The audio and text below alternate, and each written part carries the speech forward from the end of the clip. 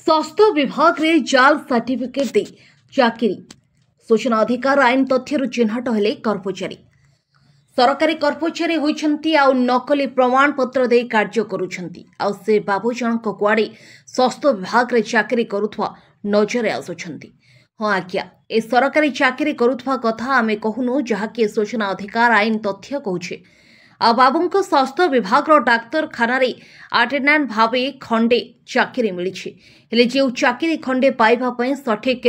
प्रमाण पत्र दरकार हुए हेले सही प्रमाण पत्र कुआडे असली नुहे बोली सूचना अधिकार आईन तथ्य जना पड़ी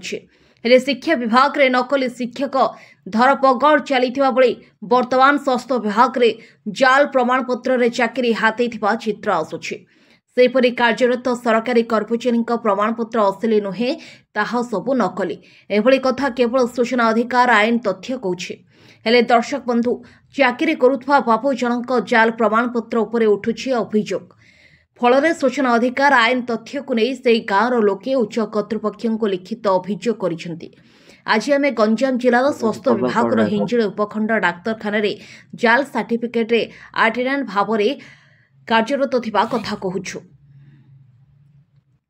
जाल प्रमाण पत्र दे से सरकारी चाकरी करिथवा नै गंजाम जिलार सोरडा थाना रे लिखित अभियोग होईछि। मिछ जाल प्रमाण पत्र प्रस्तुत करी सरकारी चाकरी बेले दैछन्ति जाके सूचना अधिकार आईन तथ्यरु जड़ा पड़िछि। आहुरी से चंचकता करी ए सब प्रमाण पत्र हासिल रे से अंचलर जैनिक व्यक्ति एनै सोरडा थाना रे लिखित अभियोग सह कैमरा आगरे तांका प्रतिक्रिया रखिछन्ति। आसंतु कौन प्रतिक्रिया रखिछन्ति रामकृष्ण मल्लिक सुनि नेबा।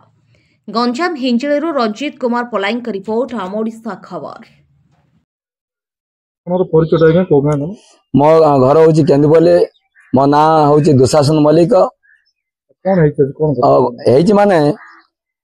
बर्तमान आमर जो जो लोकों पे आमे अभियोग करछु से कौन हेची माने से एसी पूरा एसटी रो सर्टिफिकेट नहीं चाकरी करुची किंतु